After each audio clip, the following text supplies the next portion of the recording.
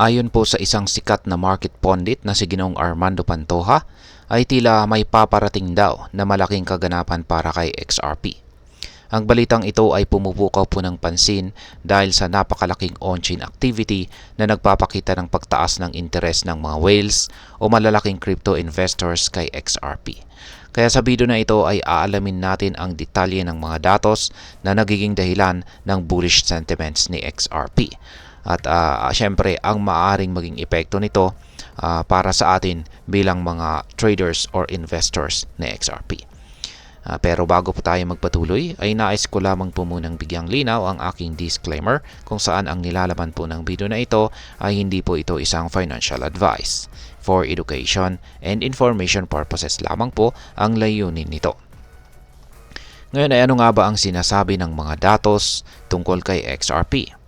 Ayon po kay Ginoong Armando Pantoja, ang aktibidad or activities ni XRP ay nagpapakita po ng malawakang accumulation ng mga whales. Sa loob lamang ng isang linggo ay nagdagdag ang mga whales ng 453.3 million XRP na may halagang $526 million. Ang ganitong paggalaw ay nagpapahiwatig po ng mataas na kumpiyansa sa hinaharap ni XRP.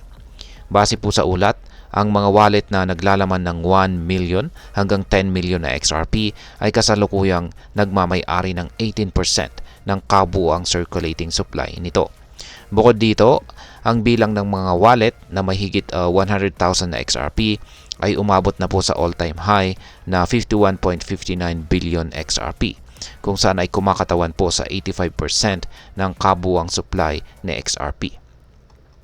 Ngayon ay ano po ang ibig sabihin ng mga malalaking whale accumulation na ito? Ang whale accumulation ay isa po itong senyales na malalaking investors ang naniniwala sa potensyal na XRP na tumaas ang halaga nito. Sa simpleng salita, ang kanilang pagbili ng malalaking volume ay nagdudulot po ito ng mas matibay na suporta para sa presyo ni XRP. Ayon po sa mga eksperto, ito rin ay nagdadala ng mas maraming bullish sentiment sa market, kung saan ay maaring magdulot ng matataas na target price tulad po ng $3 hanggang $8, kung saan ay positibong inaasahan po ng karamihan. Maliban dito ay ang presyong $13 hanggang $20. Ito ang ambisyosong projection na nakikita ng ilang market analyst tulad po ni Ginoong Tony Severino, isang chartered market technician. Ngayon ay ano po ang pinakabagong presyo ni XRP? Sa kabila po ng positibong balita ay nagkaroon po ng konting pullback ang presyo ni XRP mula po sa peak nito na $1.26 nitong November 16. Pababa po sa presyong $1.105. Ang pullback na ito ay normal lang sa market dahil naghahanda ang mga investors para sa susunod na malaking pagtaas. Sa kasalukuyan, ang market cap ni XRP ay nasa $62.69 billion, kung saan ay patuloy na nagpapakita ng lakas kahit sa panahon ng consolidation. Ngayon ay ano ang maaaring mangyari kapag sumabog itong si XRP? Kung magpapatuloy po ang bullish sentiments na ito, ay meron tayong tatlo na mga posibleng mangyayari dito. Una ay ang pag-angat ng presyo. Maaring tumaas